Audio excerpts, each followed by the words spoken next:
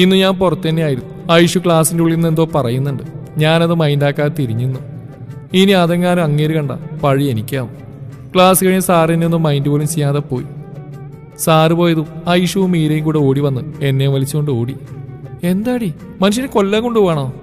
നീ ഇതെങ്ങോട്ട് ഈ KSRTC bus പോകണ പോലെ പോകുന്നു? ഒരു കാര്യം പറയണ്ട മുത്തേ. ഓട്ടം നിർത്തി ഐഷു പറയാൻ തുടങ്ങി. എന്ത് കാര്യം? എടി ആഷിഖ് സാർ ഇപ്പോഴത്തെ ഫാഷന്റെ ഇരയാണെടി. ഇനി അയാള് വേറെ വല്ലോ ആണോ? ഇനി ആണോ? എന്തോന്ന് ഒന്ന് തെളിച്ചു പറവണേ. എടി തേപ്പടി. തേപ്പോ? അതിന് ഇയാൾക്ക് ആര് പ്രേമിക്കാൻ? അതേടി ഇയാൾ നല്ല കട്ട തേപ്പ് വാങ്ങിച്ച് നിൽക്കുക. തേപ്പൊക്കെ ഇപ്പൊ ഒരു ഫാഷനായി വരുവാണല്ലോ. അതിന് വേണ ഒരു ഭാഗ്യം. ഇവിടെ ഒരുത്തി പുട്ടിയോട് പടവുരുത്തിയിട്ടാ വരുന്നത്. എന്നിട്ട് വല്ല കാര്യമുണ്ടോ? വെറുതെ തന്തപ്പിടീന്റെ പോക്കറ്റിന് ഓട്ട വീഴ്ത്താൻ. പോയി കഴുകി കളടി മാക്രി. ഓടി പട്ടി. നിങ്ങൾ നിർത്തുവോ? നിന്നോട് ആര് പറഞ്ഞതൊക്കെ? നിന്നെ ആരോ പറഞ്ഞു പറ്റിച്ചാവും. അല്ല ഇയാളൊക്കെ ആര് പ്രേമിക്കാനാ? അല്ലടി എന്റെ കസിനില്ലേ ഷാനിത്ത, പുള്ളിക്കാരുടെ കൂടെ പഠിച്ചതാ ആഷിഖ് സാറോ പെണ്ണും. സംഭവം കഴിഞ്ഞിട്ട് ഇപ്പൊ കുറച്ചായി. ഷാനിത്ത് ഇന്നലെ വിളിച്ചപ്പനോട് പറഞ്ഞതാ. എനിക്ക് പിക്ക് വാട്സാപ്പ് ചെയ്ത് തന്നു. പുള്ളിക്കാരിയുടെ കല്യാണം കഴിഞ്ഞു. അവർ ഫാമിലിയായിട്ട് അമേരിക്കയിൽ സെറ്റിൽഡാ. കല്യാണം കഴിച്ചതിന് അവിടെ തന്നെയാ. അതിനുശേഷം സാർ ഇവിടെ ജോലിക്ക് വന്ന്. അപ്പൊ കല്യാണം കഴിക്കാൻ വേണ്ടി തേച്ചതാണോ? മീര ചോദിച്ചു. മതി യേശു അയാളെ തിന്ന്. തേപ്പൊക്കെ ഇപ്പൊ സാധാരണയല്ലേ, അതിലിപ്പോ എന്താ ഇത്ര പറയാനുള്ളത്? ആ പെണ്ണിന് പിക്കിന്റെ കയ്യിലുണ്ട്. എവിടുന്ന് കിട്ടി? ഷാനുത്ത തന്നു. എവിടെ നോക്കട്ടെ? ആക്രാന്തം കാണിക്കില്ല മീരെ, തരാം. യോ അമേരിക്കയിലുള്ളതെന്നൊന്നും പറയൂല്ലോ അല്ലേ? നമ്മളൊക്കെ പോലെ തന്നെ. മീരയാണ്.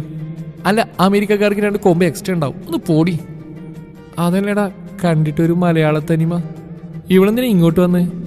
+2 തൊട്ടേ ഇവിടെയാണ് പുള്ളിക്കാരി. ഇതൊന്നല്ല രസം, ഈ മലയാളി മങ്കിയുടെ പേരാ രസം. എന്തേ? നിന്റെ പേരാ അമേരിക്കക്ക്.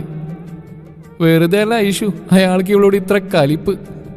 പിന്നെ അയാൾ വല്ലവളോടും തേപ്പും വാങ്ങിയിരിക്കുന്നതിന് ഞാനെന്ത് വിഴച്ചു? അല്ലെങ്കിൽ ഈ കൂറ സ്വഭാവം വെച്ചിട്ടുണ്ടല്ലേ പ്രേമിക്കാൻ ചെന്ന്. തേപ്പല്ല, എടുത്തിട്ട് അലക്കണം ഈ മുതലിനെയൊക്കെ. തേച്ചതല്ല, അവൾ ജീവനും കൊണ്ട് ഓടിയതാവും. ഒരു കുട്ടി രക്ഷപ്പെട്ടെന്ന് കരുതിയാൽ മതി. അല്ല പിന്നെ ഇനി അവള് പറഞ്ഞ പോലെ വല്ലോ ആവൂ? തേപ്പിന്റെ പരിണിത ഫലാണോ ഈ സ്വഭാവം? ചാൻസ് കുറവാ. ഇതിനൊക്കെ വീട്ടിലെങ്ങനെ സഹിക്കുന്നോ എന്തോ. അല്ലെങ്കിൽ തന്നെ ഞാൻ എന്ത് ചെയ്തു? പക്ഷെ അന്ന് എൻ്റെ പേര് കേട്ടപ്പോൾ തൊട്ടാ ഈ ഭാമാറ്റെന്ന് അന്ന് തന്നെ തോന്നിയതാ. അതുവരെ എന്നോട് ഇഷ്ടക്കുറവൊന്നും തോന്നിയില്ല. പിന്നെ അങ്ങനെ മോശം സാഹചര്യങ്ങളൊന്നും ഉണ്ടായിട്ടുമില്ല. എന്തോ ആവട്ടെ, നമുക്കിപ്പോൾ എന്തായാലും മിണ്ടിയില്ലെങ്കിൽ. ക്ലാസ്സിലിരിക്കുമ്പോഴും ഫുള്ള് ഇതിനെക്കുറിച്ചായിരുന്നു ചിന്ത. പിന്നെ ലഞ്ച് ബ്രേക്ക് ആയപ്പോഴാണ് ബോധം വന്നത്. ഭക്ഷണമൊക്കെ വലിച്ചു വാരി തിന്ന് ഞാനും മീരയും കൂടെ പ്രൊജക്റ്റ് സബ്മിറ്റ് ചെയ്യാൻ പോയി. ഇന്നലെ കൊടുക്കേണ്ടതാണ് എല്ലാ സബ്ജക്റ്റിൻ്റെയും. എല്ലാം കൊടുത്തു, ഇതൊഴിയെ. ഇത് സമദ് സാറിൻ്റെയാണ്, അതുകൊണ്ട് സീനില്ല. പുള്ളിയൊന്നും പറയൂല. മീര അപ്പുറത്തുനിന്ന് ഞാൻ അകത്തോട്ട് ചെന്നു. തിരിച്ചു വരുമ്പോൾ പെണ്ണ് കാലമാടനോട് കൊഞ്ചിക്കൊഴിഞ്ഞോട് നിൽക്കുന്നു. തേനൊലിക്കുന്നു. ഇവളെ കൊണ്ട് ഇതൊക്കെ എങ്ങനെ സാധിക്കുന്നു എന്തോ. നീ എന്താ ഇവിടെ? ട്രാക്കുളയാണ്. എനിക്കെന്താ ഇവിടെ വന്നൂടെ എന്ന് മനസ്സിലാ പറഞ്ഞ്.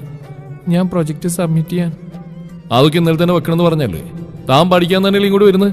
ഇനി അതിനല്ലാന്നുണ്ടെങ്കിൽ താൻ ഇങ്ങോട്ട് കെട്ടിയെഴുന്നള്ളണോ? സാറിന് വെറുതെ എന്നോട് ചൂടാവുന്നത്? സമദ് സാറിനില്ലല്ലോ ഇത്രയും പ്രശ്നം. ക്വസ്റ്റ്യൻ ചോദിക്കുമ്പോൾ ആൻസർ പറയാനില്ലല്ലോ. തന്നെ നാവിന് ഇത്രയും ശുഷ്കാന്തി. അപ്പൊ വണ്ടി വിഴിഞ്ഞ പോലെ നിൽക്കുന്നതാണല്ലോ. ഞാനത് മൈൻഡാകാതെ തിരിച്ചു കിടന്നു. ഉച്ചയ്ക്ക് ശേഷം ക്ലാസ്സിലിരുന്ന് ചടച്ചപ്പോൾ ഞാൻ ക്ലാസ്സിൽ നിന്ന് നൈസായിട്ട് ഊരി. ഇനി അവിടെ ഇരുന്നാൽ ശരിയാവൂല. ലൈബ്രറിയിലേക്ക് പോവാം. അതാകുമ്പോൾ ലൈബ്രറിയിനോട് കത്തിയും വെക്കാം. അതിൻ്റെ അടുത്ത ഡിപ്പാർട്ട്മെന്റിലെ ചെക്കന്മാരെ വായ നോക്കുകയും ചെയ്യാം. അവളുമാർക്കൊക്കെ പേടിയായതിനാൽ ഒറ്റക്കാണ് യാത്ര. അപ്പത് എന്റെ നേരെ കാലമാടം വരുന്നു. ഞാൻ മൈൻഡാക്കാൻ പോയില്ല.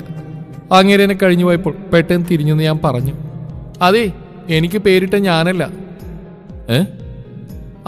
അത് തന്നെ, എനിക്ക് പേരിട്ട ഞാനല്ലെന്ന്. എന്ത്? സാൻ ഇതുവരെ 19-ാം നൂറ്റാണ്ടിൽ നിന്ന് ബസ് കിട്ടിയില്ലേ? അതും അവള് പോയ അവളുടെ അനിയത്തി എന്ന് പറയുന്ന ഈ കാലത്ത്. പിന്നെ ഒന്നും പറയാതെ ഞാൻ പെട്ടെന്ന് എസ്കേപ്പ് അടിച്ചു. അല്ലെങ്കിൽ പഹയെ നമ്മളെ കാലേവാരി ഭിത്തിയിലടിക്കും. നൈസായി ഒന്ന് തിരിഞ്ഞു നോക്കിയപ്പോൾ സാറ് പന പോലെ പോസ്റ്റ് അടിച്ച് നിൽക്കുന്നുണ്ട്. ആ കണ്ണിപ്പൂരി താഴെ പൂവ് പടച്ചോനെ. ഇവളിത് എന്തൊക്കെയായി വിളിച്ചു കൂവിയത്? ഇവളോട് ഇതൊക്കെ ആരാ പറഞ്ഞ? ആഷി അങ്ങനെ മറ്റു പെൺപിള്ളേരെ പോലെ എന്നെ തേച്ചു പോയതൊന്നല്ല. അവളെ കുറ്റം പറയാനൊന്നും പറ്റില്ല. എൻ്റെ ഭാഗത്തും തെറ്റുണ്ട്. പൊതുവെ ഒരു വാശിക്കാരിയായിരുന്നു അവൾ. ചെറിയൊരു പിണക്കം അത്രേ ഉണ്ടായിരുന്നുള്ളൂ. അവൾ വാശിക്കാരിയാന്ന് അറിഞ്ഞു വെച്ചിട്ട് ഞാനും വാശിക്ക് നിന്നു. അവൾ എനിക്കറിയുന്ന പോലെ വേറെ ആർക്കും അറിയാം. ഞാനന്ന് വാശി പിടിച്ച് നിന്നില്ലായിരുന്നെങ്കിൽ അവൾ ഇന്ന് എൻ്റെ കൂടെ ഉണ്ടാവുമായിരുന്നു. ക്ലാസ് കഴിഞ്ഞ് അവൾ തിരിച്ചു പോകുന്നറിഞ്ഞിട്ടും ഞാൻ അവളെ പോയി കാണാനോ പിണക്കം തീർക്കാനോ നിന്നില്ല. പക്ഷെ അവളെന്നെ തോൽപ്പിച്ചത് അവളുടെ കല്യാണം അറിയിച്ചായിരുന്നു. അപ്പോഴാണ് അവൾ എനിക്ക് എത്ര പ്രിയപ്പെട്ടതായിരുന്നെന്ന് ഞാൻ അറിയുന്നത്.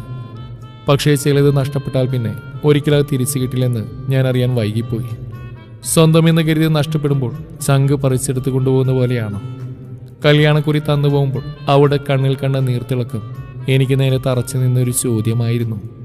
അതെനിക്ക് വിധിച്ചില്ലെന്ന് കരുതി സമാധാനിക്കാൻ ശ്രമിക്കുമ്പോഴും ഒരു നഷ്ടബോധം ഉള്ളിലെവിടെയോ നീറ്റിലുണ്ടാക്കുന്നു. ഒന്നും പറയാത്തതിനെല്ലാം മനസ്സിലാക്കിയ ഉപ്പയുടെയും ഉമ്മയുടെയും സമ്മാനം. അതാണ് ഈ ജോലി. എല്ലാം മറക്കാൻ വേണ്ടി തന്നെയാണ് ഈ ജോലിക്ക് കയറിയത്. വന്ന ദിവസം തന്നെ ഞാൻ ഏറ്റവും കൂടുതൽ ശ്രദ്ധിച്ച കണ്ണുകൾ തന്നെ കഴിഞ്ഞതെല്ലാം ഓർമ്മിപ്പിച്ചപ്പോൾ ഒരു നിരാശ വന്നെന്നെ പൊതിയുന്നത് ഞാൻ അറിഞ്ഞു. ലൈബ്രറിയിൽ പോയിരുന്നപ്പോഴാണ് എനിക്ക് ബോധം വന്ന്, പടച്ചോനെ, ഞാൻ എന്തൊക്കെയാണ് ഇപ്പോൾ വിളിച്ചു പോകിയത്? സിംഹത്തിന്റെ മടയിലാണല്ലോ കയറി ചെന്ന് മുട്ടി വിളിച്ച്. ഈ പറഞ്ഞതിനൊക്കെ വല്ല തെളിവുണ്ടോ? ഇയാളെന്നെ തൊലി പറിച്ചെടുത്ത് കാന്താരി മുളക് തേച്ച് പൊരിക്കും ഇന്ന്. അങ്ങനെ എൻ്റെ കാര്യത്തിൽ ഇന്നൊരു തീരുമാനമാവും. ഇറങ്ങി ഓടിയാലോ? കുറേ നേരം കഴിഞ്ഞ് ക്ലാസ്സിൽ പോയിരുന്നു. അടുത്തത് ആ കാലമാടൻ്റെ ക്ലാസ്സാണ്. എന്താവോ എന്തോ. എൻ്റെ വിളി പടച്ചോൻ കേട്ടു. പുള്ളിക്കാരൻ വന്നില്ല. രാവിലെ തന്നെ പോരാളിയുടെ റേഡിയോ ഓണാക്കിയതുകൊണ്ട് ഇനി കിടന്നാൽ ശരിയാവില്ല. വേണ എടുത്തുകൊണ്ട് പോയി കിണറ്റിലിടും പുള്ളിക്കാരി. എനിക്ക് ഉറങ്ങാൻ പറ്റുന്നില്ല. അയൽവാസികളെങ്കിലും മര്യാദ കിടന്നുറങ്ങട്ടെ. എണീറ്റ് റെഡിയായി ക്ലാസ്സിൽ ചെന്നപ്പോൾ കാലമാടം വന്നിട്ടില്ല. ഇന്ന് കാക്ക മലർന്നല്ല, ചെരിഞ്ഞും മറിഞ്ഞും പറക്കും. വേണ 2 സ്റ്റെപ്പ് ഡാൻസും കളിക്കും. ഇന്നിനി വരാതിരുന്നാൽ മതിയായിരുന്നു. പഹയനെ തല്ലിക്കൊന്നാലും ചാവൂല. ഇത് കേറി വരുന്നു. അതുവരെ വാടിക്കൊഴിഞ്ഞു നിന്ന സകല അവളുമാരും ദേ CFL പോലെ കത്തി നിൽക്കുന്നു. അതും ഹൈ വോൾട്ടേജിൽ. അങ്ങേരെ കണ്ടത് എൻ്റെ സകല എനർജി അടുത്ത കണ്ടം വഴിയോടി തൊട്ടടുത്ത ട്രെയിൻ ഏതാന്ന് അന്വേഷിക്കാൻ പോയി. വന്നപാടെ തുടങ്ങി ക്ലാസ് എടുപ്പും നോട്ടെഴുതിക്കലും. ഒന്ന് ശ്വാസം വിട് മനുഷ്യ.